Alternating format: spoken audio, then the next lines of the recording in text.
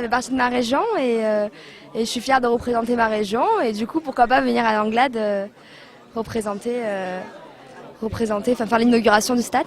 Et oui, vous ne rêvez pas, c'est bien Miss Languedoc-Roussillon. Avant de disputer la qualification qui mène au titre de Miss France, Jenna Sylvestre était le week-end dernier à Langlade pour inaugurer les toutes nouvelles vestiaires du club de foot.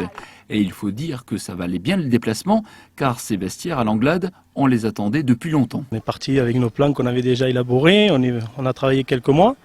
Et en décembre 2006, on est allé voir le maire de Langlade, M. Abric.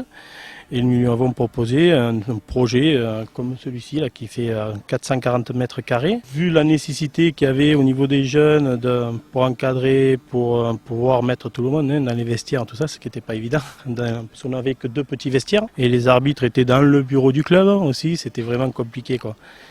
Et donc on lui a proposé ce projet, il a de suite adhéré et il a passé son Noël jour de l'an à un peu téléphoner à tout le monde, à la préfecture, de partout, pour essayer de voir un peu les subventions qu'il y avait la possibilité d'avoir. 440 mètres carrés pour 448 000 euros, le nouveau bâtiment est enfin sorti de terre. Et pour la commune, cet ouvrage est bien plus qu'un vestiaire, il symbolise à lui seul le dynamisme d'un club de sport qui dure depuis maintenant 20 ans.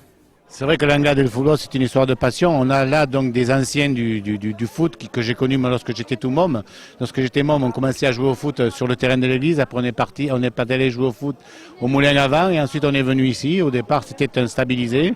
Ensuite, lorsque j'ai été élu en 89, on a donc transformé le stabilisé en un gazonné. On a créé un deuxième stabilisé qu'on a gagné donc sur un talweg qui s'appelait la Combe de la Cabre.